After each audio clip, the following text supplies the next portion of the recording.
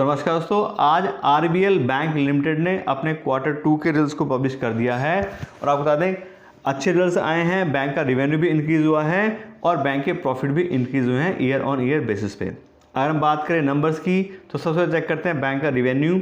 और इस क्वार्टर में बैंक के रेवेन्यू आए हैं 2176 करोड़ रुपये, जबकि पिछले क्वार्टर में बैंक के रेवेन्यू 2089 करोड़ थे और पिछले साल के सितंबर 2021 के क्वार्टर में बैंक के रेवेन्यूज़ 1975 करोड़ रुपये थे।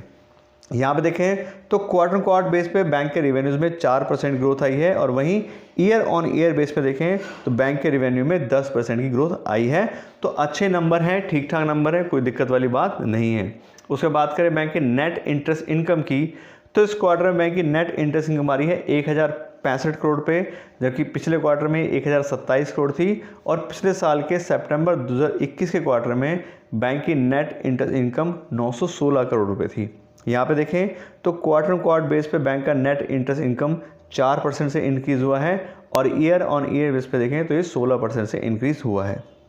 उसके बाद बात करें बैंक के नेट प्रॉफिट की तो इस क्वार्टर में बैंक का नेट प्रॉफिट आया 202 करोड़ रुपये, जबकि पिछले क्वार्टर में 201 करोड़ था और पिछले साल के सितंबर 2021 क्वार्टर में बैंक का नेट प्रॉफिट सिर्फ 31 करोड़ था। तो यहाँ पे देखें तो क्वार्टर बेस पे तो नेट प्रॉफिट सेम है, लेकिन ईयर ऑन ईयर बेस पे देखें तो पिछले साल के मुकाबले इस साल के क्वार्टर में बैंक ने बहुत ज़्यादा हाई जंप दिखाई है अपने नेट प्रॉफिट में और 552% से बैंक का नेट प्रॉफिट इंक्रीज़ हुआ है और काफ़ी अच्छा नंबर है।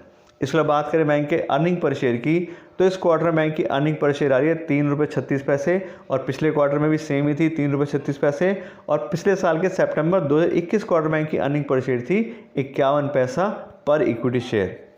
और यहाँ पर देखें तो सेम नेट प्रॉफिट की तरह ही अपना जो है क्वार्टर बेस पे तो अर्निंग पर शेयर सेम आ रही है, लेकिन ईयर ऑन ईयर बेस पे भी इसमें बहुत ज़्यादा जो है ग्रोथ मिली है।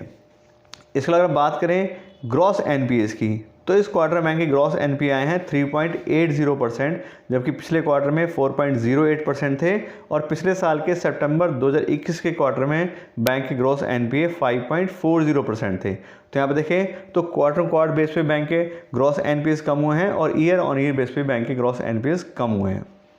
उसके अलावा बात करें बैंक के नेट एनपीएस की तो इस क्वार्टर में बैंक के नेट एनपीएस आ रहे हैं 1.26%, जबकि पिछले क्वार्टर में 1.16% थे और पिछले साल के सितंबर 2021 के क्वार्टर में बैंक के नेट एनपीए 2.14% थे।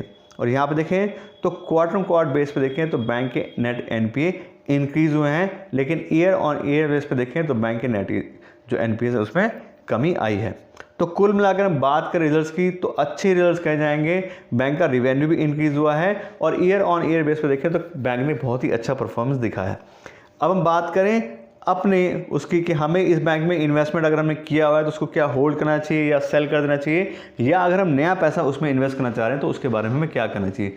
तो आपको नंबर बताना चाहूँगा जो सबसे नीचे में लिखे हुए हैं।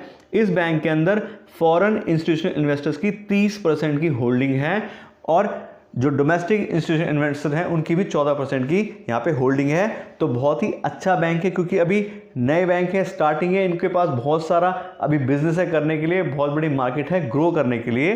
तो सब लोगों ने अपना पैसा इन्वेस्ट किया हुआ है, तो हमें भी अपना पैसा बिल्कुल इन्वेस्ट करना चाहिए और साथ साथ खाली ये नहीं कि FIDs नहीं करा तो हम भी करना चाहिए। साथ साथ बात करें तो बैंक के रिजल्ट भी अच्छे हैं, बैंक लगातार तरक्की कर रहा है। तो अगर इतने बड़े बड़े इन्वेस्टर्स इसमें पैसा लगा के बैठे हैं तो अगर हमने ही पैसा लगाया तो बिल्कुल हमें होल्ड करके रखना चाहिए, हमें निकालने का कोई मतलब भी है ही नहीं। और नया पैसा भी अगर हम इन्वेस्ट करना चाह रहे हैं तो उसके लिए भी बिल्कुल बहुत अच्छा स्कोप है।